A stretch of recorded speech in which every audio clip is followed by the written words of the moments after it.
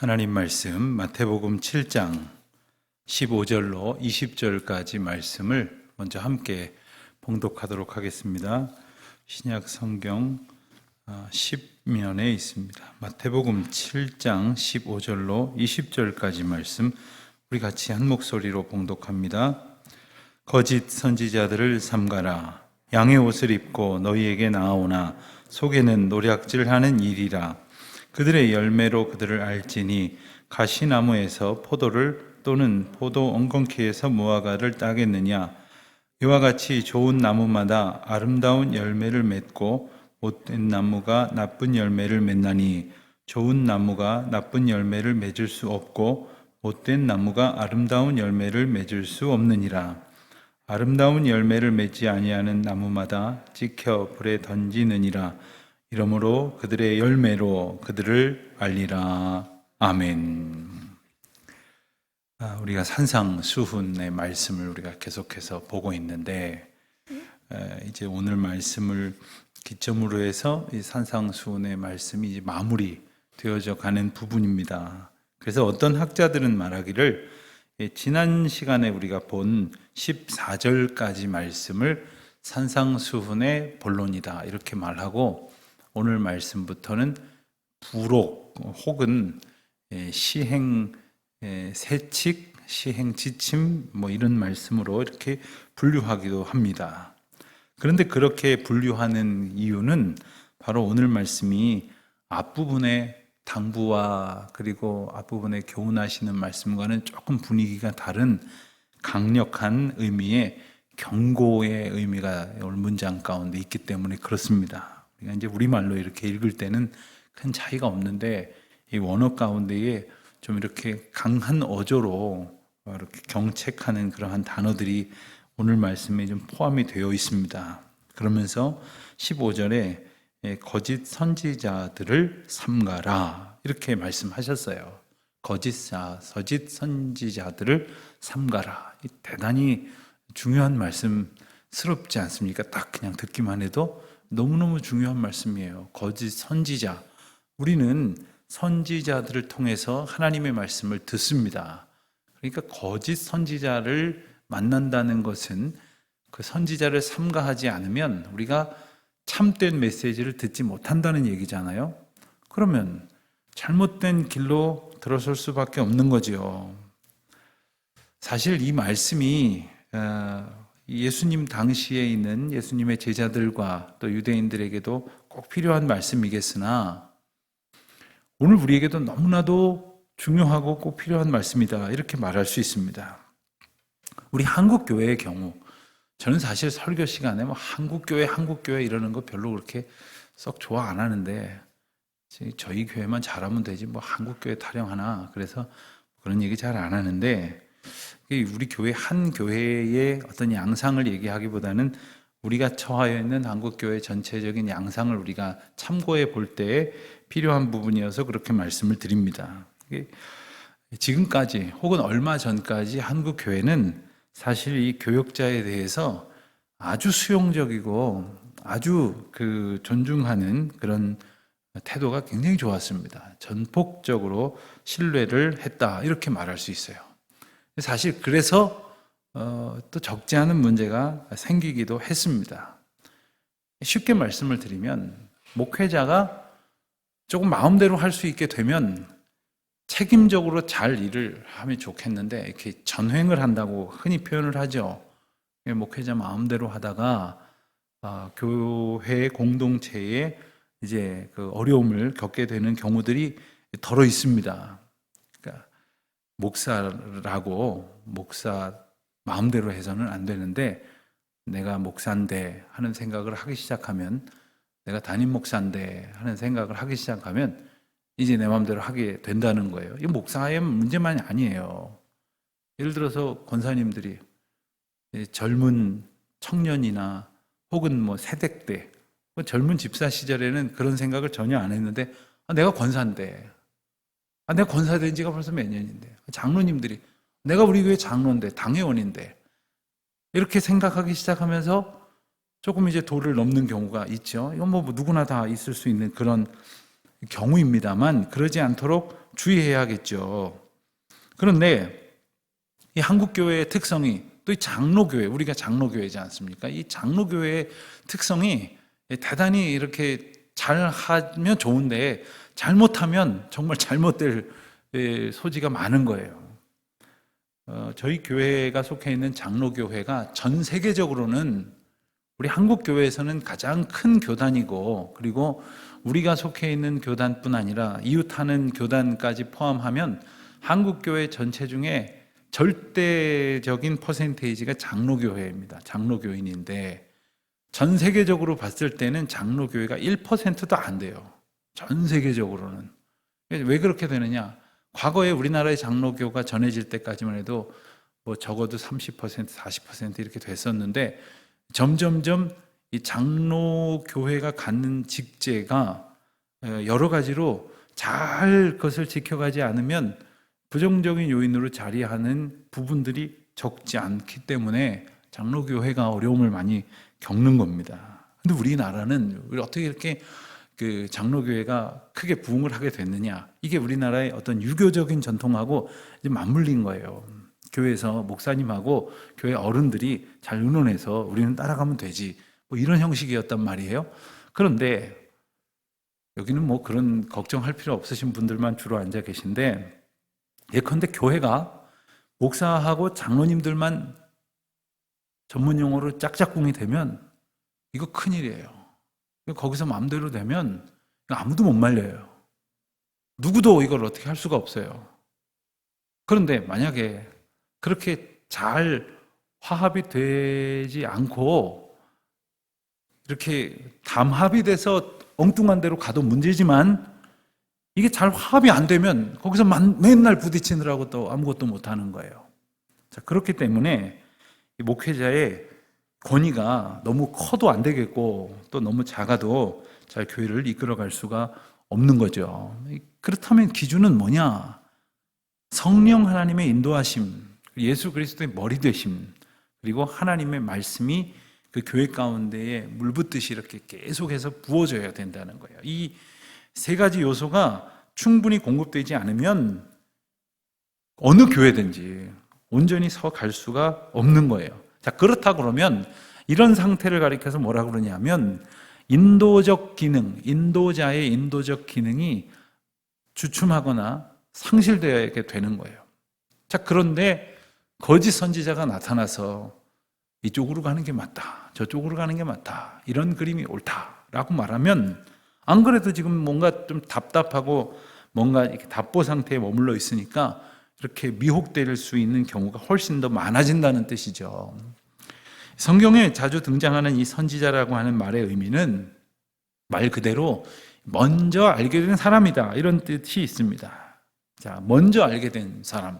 무엇을 먼저 알게 되었을까요? 말할 그대로 하나님의 메시지를 먼저 알게 된 사람이라는 뜻이겠죠. 자, 그럼 하나님께서 그 누군가에게 먼저 그 메시지를 알게 하신 이유는 말 그대로 먼저 알게 된 사람이 가서 잘 전하라는 그 사명이 있는 것 아닙니까? 그런데 이 선지자를 프라펫이라고 부르는데, 프라펫이라고 하는 의미에는 또 다른 중요한 의미가 있어요. 그건 뭐냐 하면 분명히 말한다, 또 있는 그대로 틀림없이 말한다, 이런 뜻이 있어요. 그러니까 먼저 들었다고 가서 말한다고 해서 엉뚱하게 전하면 안 되죠. 예전에 좀 이렇게 지방 시골이라고 말할 수 있는 그런 동네에서 가령 서울 가본 사람이 아무도 없는 동네에 어떤 사람이 서울을 갔다 왔습니다. 그럼 그 사람이 말한 대로 그냥 서울이 그냥 전달되는 거예요. 왜? 먼저 갔다 왔잖아요. 그 사람이 가서 말한 대로 서울은 뭐 이렇대, 저렇대, 어떻게 생겼대, 어떤 사람들이 있대, 그렇게 전해지는 거예요. 자, 그렇다 그러면 먼저 본 사람이 제대로 전해야죠. 그래서 이 선지자라는 말에는 틀림없이 있는 그대로 분명히 잘 전한다는 그런 뜻이 담겨져 있어요. 그런 사람이 바로 선지자로서 온전한 사람이고, 그렇지 못한 선지자는 그럼 거짓 선지자라고 말할 수 있겠죠. 우리가 선지자라는 말, 교회 오래 다니신 분들도 이 선지자라는 말하고 이 제사장이라는 말을 간혹 이제 혼동하시는 분들이 덜어 있는데, 이 제사장이라는 말의 뜻은 이제 사람들을 대표해서 하나님께 나아가는 사람이 제사장이에요. 선지자는 하나님을 대신해서 사람들에게 오는 자가 선지자예요. 그럼 하나님의 메시지를 잘 듣고 와서 잘 전해서 모두가 다 하나님이 인도하시는 길로 가야 하는데, 요 가운데에 뭔가가 잘못되면 거짓 선지자가 된다는 것이죠. 그래서 하나님께서 주시는 메시지를 잘 가르치고 풀어서 전해주는 사람까지 넓은 의미에서 선지자라고 이렇게 말을 했던 겁니다. 그래서 구약에서는 조금 좁은 의미에서 아주 소수의 하나님이 택한 메신저를 선지자라고 했다면, 신약 시대에 와서 사도행전 시대에 초대교회 시대에 이르러서는 가르치는 자들, 전하는 자들까지 이렇게 포함해서 말씀하시는 거죠. 자, 그렇다면 오늘 본문에서 거짓 선지자를 주의하라 하셨는데, 이렇게 말씀하신 이유는 거짓 선지자가 있기 때문이죠.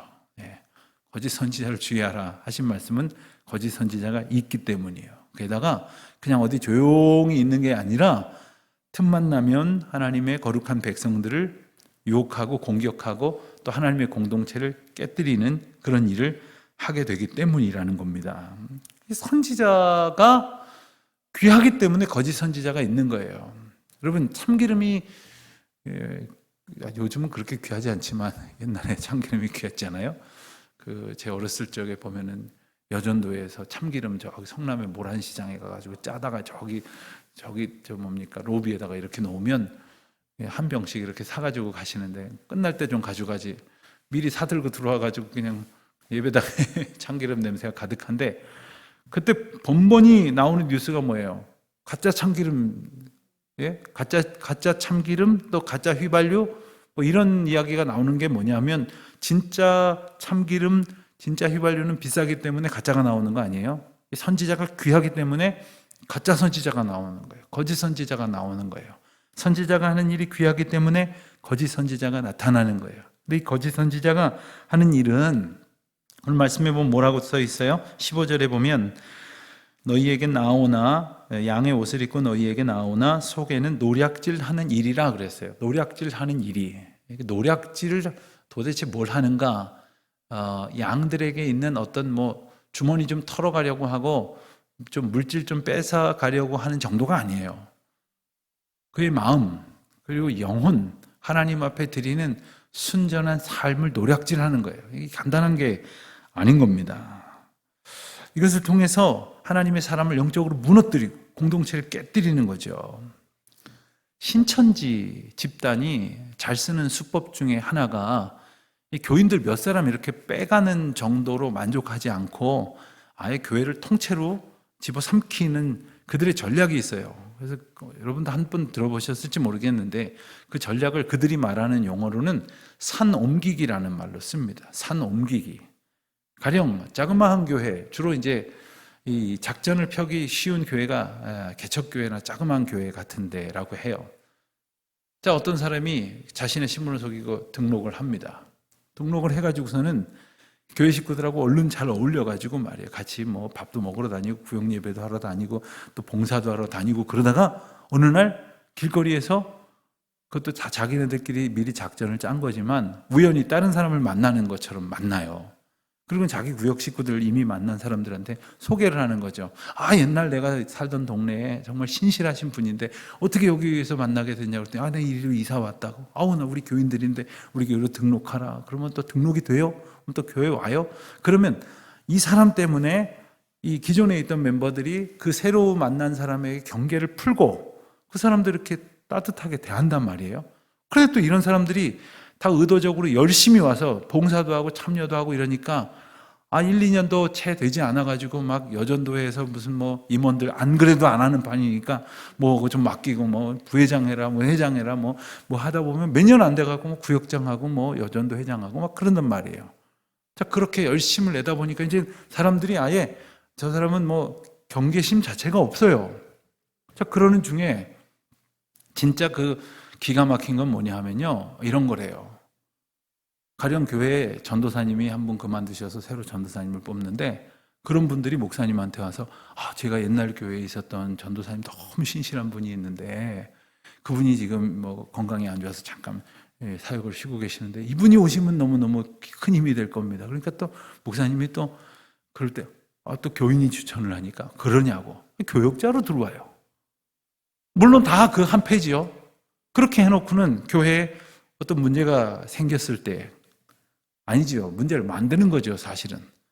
가령 뭐 담임 목사님이 뭐 좀 교인들한테 좀 이렇게 신망을 잃을 만한 일이나 일을 만하게 만들 만한 일이 있다고 한다면 그 이야기 갖고 막 이를 불켜서 크게 키우는 거예요.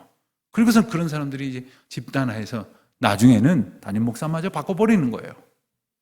담임 목사 몰아내고 그리고는 그런 사람들이 또 어떻게 다 준비된 그런 목사 데려다가 놓고 아예 교회를 통째로 옮기는, 제가 얘기하는 게 아니라 신천지에서 아주 오래전부터 쓰는 전형적인 수법이에요. 자, 근데 이런 수법에서의 핵심적인 건 뭐냐 하면 영향력 있는 가짜 리더를 세운다는 거예요. 거짓된 리더를 세운다는 거예요. 교역장으로 세우고 선교회장으로 세우고 심지어는 교역자로 세운다는 거예요. 그리고서는 아예 가짜 담임 목사를, 물론 뭐 이력서상으로야 뭐가 왜 없겠어요. 저도 참 기가 막힌 것은 신학교 때 같이 공부를 했는데 참 부끄러운 이야기입니다만은 몰랐어요. 모르고 한참을 신학교 같이 다녔는데 한 10여 년 있다 알게 됐는데 통일교에서 신학교를 보낸 사람이에요. 통일교에서. 아예 이단에서 신학교에다가 사람을 보내요. 거기서 공부를 시켜가지고 기성교회에 부임을 시킨단 말이에요. 저를 그런 눈으로는 보지 마세요. 저는 그렇게 보시거나 말거나 가네. 자, 이 이유가 뭐예요? 선지자가 가지고 있는 영향력 때문이라는 거예요. 그런데 이 선지자라는 사람들이 아주 노골적으로 가짜인 티가 팍팍 나면 뭐가 문제겠어요? 제가 예전에 목회하던 교회에 이렇게 저 앞에서 부교육자 시절이니까 이렇게 안내를 서고 있으면 어떤 분이 와갖고 자기 자신이 재림주래요. 얼마나 기가 막혀요. 자기가 재림주라고 저희들한테 큰 소리를 치는 거예요. 아니, 재림주 입장에서 뭐 일개 교육자들이 뭐 대단해 보이겠어요? 와서 막 큰 소리를 치고 막 그래요. 그런데 그 교회에 대주제를 자청하는 사람이 또 있었어요. 그래서 나중에는 어느 목사님이 한번 이따가 오후 2시쯤 되면 대주제가 오니까 좀 기다가 오셔서 좀 둘이 만나라고 그러고 우스갯소리를 했는데, 그렇게 말도 안 되는 소리를 하면 대번에 이상한 사람인 줄 알지만 오늘 말씀에서 삼가하라, 주의하라 하시는 말씀은 뭐냐면 그런 것 같기도 아닌 것 같기도 하고 또 추호도 의심을 하지 않을 만한 그러한 경우에 심지어는 웬만한 교인들보다 훨씬 더 신실해 보이는 그러한 사람일 때 분별하지 못한다는 거예요. 자, 그렇다면 누가 거짓 선지자인가를 알아야 삼가하든지 말든지 할 거 아닙니까? 그 기준은 뭐예요, 도대체? 뭐 교회 와서 열심히 봉사하면 그건 의심 안 해도 됩니까? 교회 와서 헌금 많이 하면, 교회 와서 목사님한테 아주 충성하면, 아니면 막 사건건 뭐 잘 짚어 따지는 걸 잘한다면 그런 걸로 볼 수 있는 게 아니라 거짓 선지자인지 아닌지는 선지자의 사명을 주실 하나님 앞에 바른가, 즉 복음 앞에 바른가, 하나님의 인도하심 앞에 바른가를 따져봐야겠죠. 우리가 앞서 지난주에 본 말씀에 의거하면 14절 말씀 보면은 생명으로 인도하는 문은 좁고 길이 협착하여 찾는 자가 적음이라, 이렇게 말씀하셨어요. 예수님께서 말씀하신 거에 의하면 생명으로 인도하는 문은 좁다, 이렇게 말씀을 하셨으니 좁은 길로 인도해 가면은 거짓 선지자가 아니라는 거겠죠. 그리고 반대로 넓은 문이면, 그가 전하는 복음이 거짓 복음이면 그가 거짓 선지자라고 말할 수밖에 없을 것입니다. 지난 시간에 우리가 좁은 문, 넓은 문에 대해서 말씀을 드렸지만, 자, 우린 누구나 좁은 문으로 힘겹게 다니고 싶어 하지 않아요. 넓은 문으로 가고 싶어 해요. 넓은 문으로 인도하는 그러한 그 달콤한 유혹이 우리를 거짓 선지자에게로, 거짓 복음에게로 끌고 가는 거지요. 그러니까 우리를 한마디로 하면 우리를 아주 만족시키는 거예요. 사람의 기쁨 그리고 사람의 만족 그런 것을 아주 중요하게 여긴다는 것입니다. 지난주에 저희 교회가 속해 있는 노회에서 올 봄에 노회 때 목사 안수를 받으실 분들의 면접을 하게 됐어요. 저도 면접관이어서 면접을 치르게 됐는데 이번에는 한 대여섯 분 정도 목사 안수를 받게 되셨어요. 그래서 이제 쭉 앉혀놓고 이제 심사하시는, 이제 면접하시는 분 몇 분이 이렇게 앉아 계시는데 제 옆에 제가 아주 존경하는 목사님이 앉아 계셔서 저도 면접을 합니다만 다른 면접관들이 어떻게 하시는지를 좀 볼 수 있는 좋은 기회가 됐어요. 자, 이 목사님이 물으셨어요. 여러분들은 안수를 받으시면 어떤 목사가 돼서 어떤 일을 하시렵니까? 했더니 그 중에 한 전도사님이 대답을 하기를 사람들에게 칭찬 듣는 그런 교회를 목회하는 목사가 되고 싶습니다. 이렇게 대답을 했어요. 뭐 그런 얘기 많이 들어보셨죠? 요즘 교회가 얼마나 세상에 욕을 먹어요. 그러니까 세상 사람들에게도 칭찬 듣는 그런 교회를 목회하는 목사가 되겠다고 그렇게 대답을 했어요. 뭐 저도 그냥 뭐라고를 생각 없이 넘어가려고 했는데 그 목사님이 잠깐만요. 딱 그러니까 하나님께 기쁨이 되는 것도 아니고 사람들에게 기쁨이 되고 세상 사람들한테 칭찬을 듣는 일이 그렇게 중요합니까? 이렇게 물으셨어요. 자, 순간 이제 모두가 긴장을 했죠. 자, 답은 나왔어요. 우리가 다 알고 있어요. 그러나 어느새 그거는 입에 꺼내지도 않았던 거예요. 하나님을 기쁘시게 한다는 생각은 당연하죠 라고 말하고 넘어가려는지 몰라도 오히려 그런 것들은 오히려 뒤로 제쳐놓고 세상 사람들한테 욕 안 먹는 게 좋겠다. 세상 사람들한테 칭찬 듣는 교회가 돼야 되겠다. 그런 목사가 돼야 되겠다. 교인들이 다 좋아하는 그런 목사가 돼야 되겠다. 여기에 목적이 있다 보니까 하나님을 기쁘시게 하는 것은 어느새 점점 뒤로 가는 거예요. 자, 그러니 거짓 선지자들이 맹활약하기 아주 좋은 시대에 살고 있다는 거죠. 그러니 교인들한테 교회 다니고 봉사 많이 하고 헌금 많이 하고 목사한테 충성하면 복 받습니다. 우리 교회는 좋은 교회입니다. 따라하세요. 우리 교회는 좋은 교회입니다. 그러면 또 좋다고 다들 좋은 교회입니다. 우리 목사님 최고입니다. 그러면 최고입니다. 그러고 다들 뭐 옆에 사람 보면서 박수하세요. 막 이러면 얼마나 만족스러워요. 그런 교회 얼마나 좋은 것 같아요. 그런데 그런 것 쫓아가느라고 정말 중심을 놓칠 수도 있겠다 하는 거죠.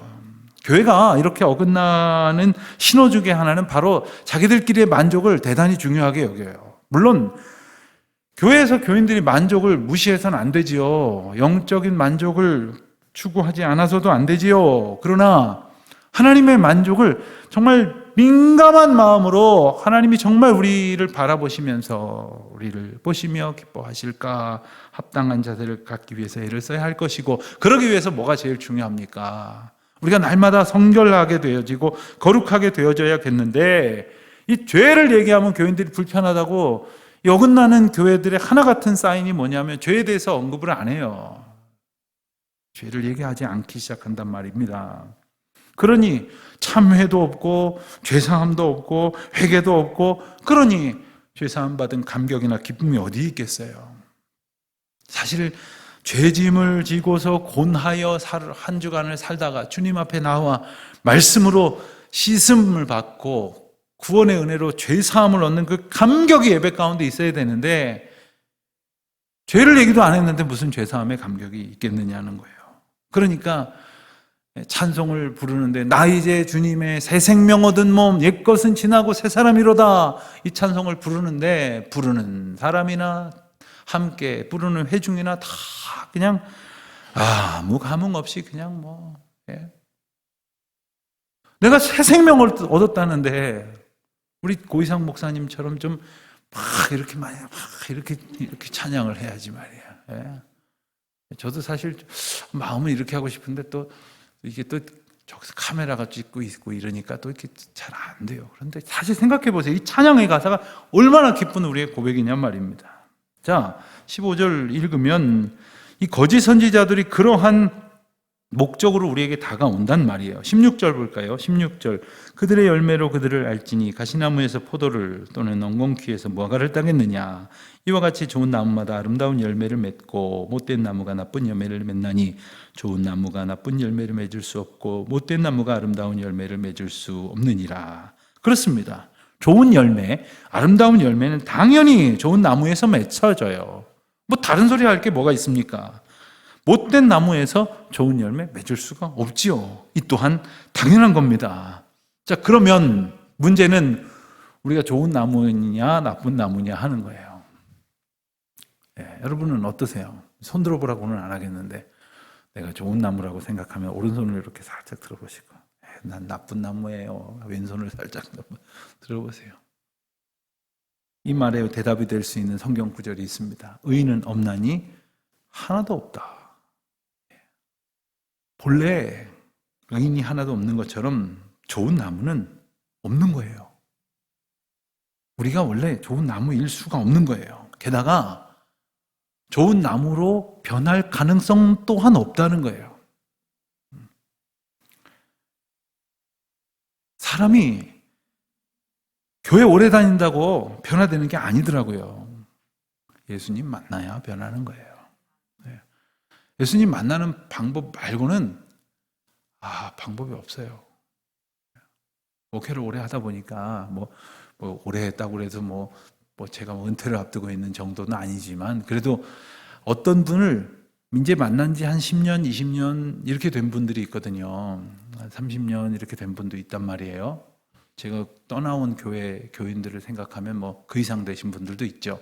근데 이렇게 보면은 참 죄송한 얘기지만 뭐 저도 그러도 누가 그럴지 모르겠지만 어쩜 그렇게 안 변합니까 사람이? 어쩜 그렇게 안 변한지 몰라요. 그런데 오다가다 변하는 사람이 있어요. 그런데 그 변하는 것은 오로지 한 가지예요. 예수님을 정말 인격적으로 만난 것 그 하나 말고는 달라질 수 있는 방법이 한 개도 없다는 거예요. 그리고 우리가 처음에 저 사람 참 좋다, 저 사람 참 좋다 이러다가 어때요? 몇 달 같이 이제 좀 알고 지내고 또 한 1, 2년 같이 얼굴 보고 나면 어떻습니까? 좋은 사람 하나도 없어요. 다 거기서 거기에요. 처음에 그냥 막 불꽃이 팍팍 튈 때도 청춘 남녀가 그냥 좋아갖고 죽고 못 산다고 그러죠. 한 10년 살면 어떤 생각이 들어요? 저 사람 때문에 못 산다고 그러잖아요. 왜? 좋은 모습만 보이냔 말이에요. 다 우리가 본래 그런 존재라는 거죠. 그런데 못된 나무 이렇게 구제불능인 그런 희망 없는 나무와 같은 우리 인생이 아름다운 열매를 맺을 수 있는 방법이 있어요. 뭡니까? 아까 말씀드린 것처럼 예수님 만나는 방법밖에 없어요. 이제 로마서 성경 한 구절 찾아보겠습니다. 로마서 11장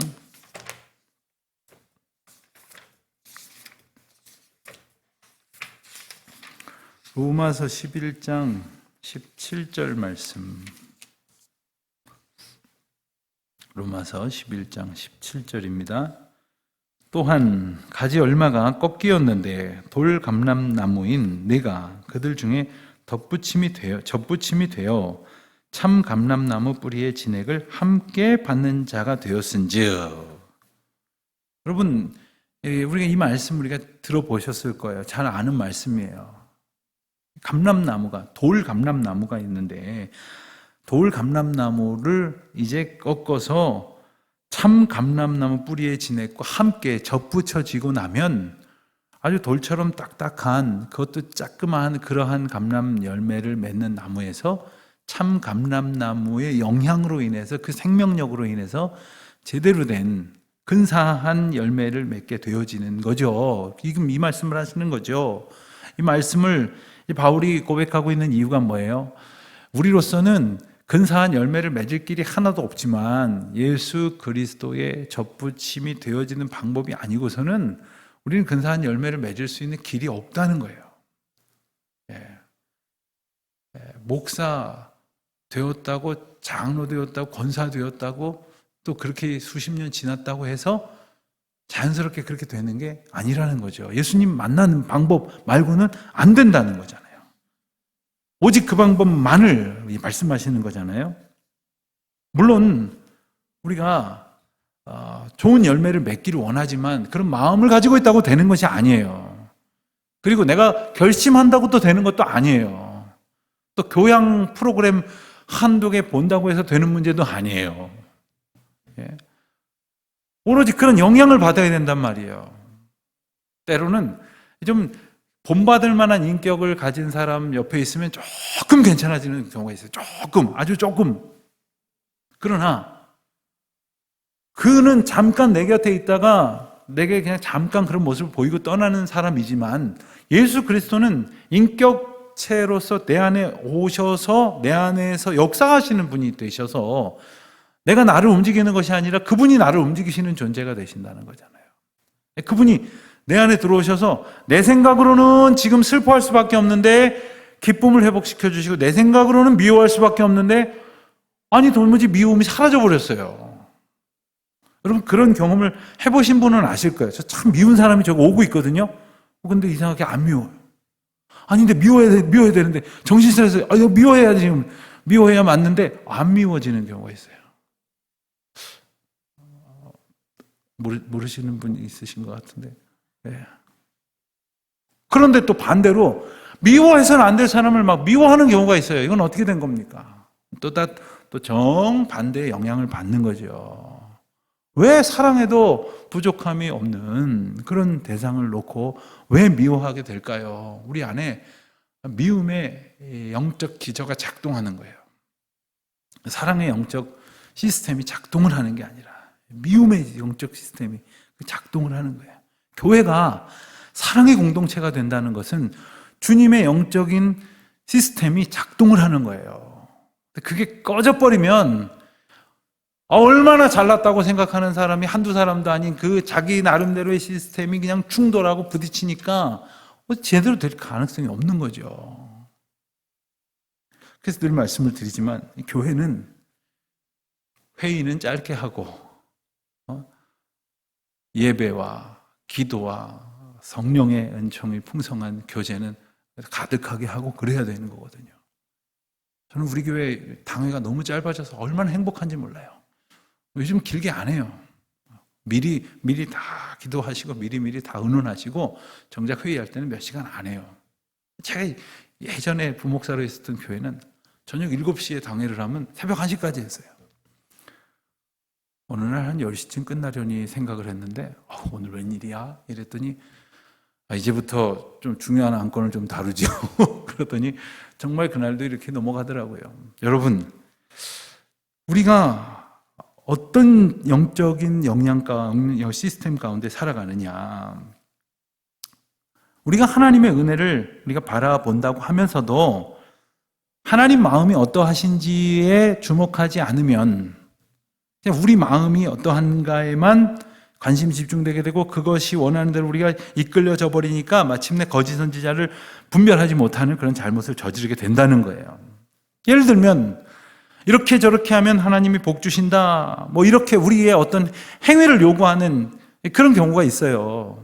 또 복 받으려면 이렇게 해라 저렇게 해라 하는 생각이 내게 들 수 있을지도 모르겠어요. 내가 원하는 것을 얻기 위해서 내가 이렇게 한다.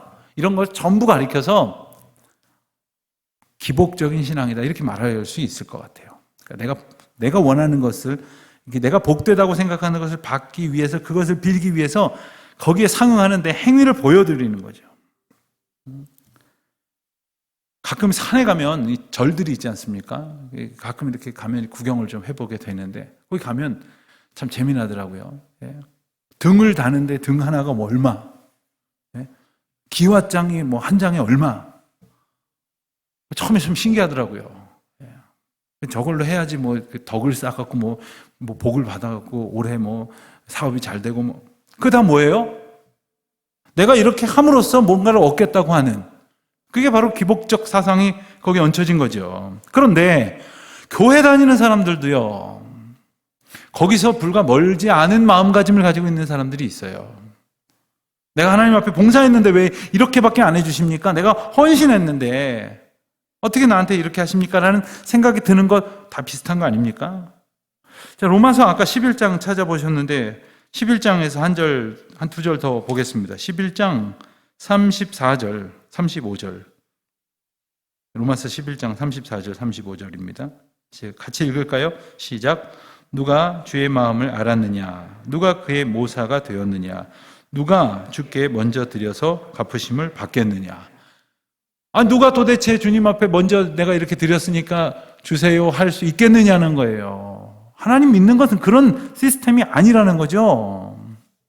우리가 그저 예수 그리스도를 우리 안에 모시고 성령님과 동행하는 삶을 살 때에 그에 합당한 열매를 맺게 된다 말씀하시는 거 아닙니까? 그래서 우리가 잘 아는 성령의 9가지 열매, 갈라디아서 5장에 나오는 그 열매, 사랑과 희락과 화평과 쭉 나오는 그 9가지 열매를 맺는 것은 뭐예요? 착한 사람이 맺는 게 아니고 교회 생활 10년 이상한 사람이 되면 맺는 게 아니라 성령에 충만한 사람이 맺는다는 거예요. 교회 생활 5년 이상 하면 3개 맺고 구역장 하면 하나 더 맺고, 예? 그리고 장로, 권사 이렇게 되면 2개 더 맺고 이렇게 맺는 게 아니란 말이죠. 오직 성령 하나님의 인도하심 가운데에 살아가야 할 수 있다는 것을 우리가 기억하게 됩니다. 제가 말씀을 맺기 전에 한 가지 질문을 좀 해보겠습니다. 여러분, 이 믿음으로 산다는 것이 쉽습니까? 어렵습니까? 참 이럴 때 목사님이 원하는 대답이 뭘까 이런 생각을 하시겠죠.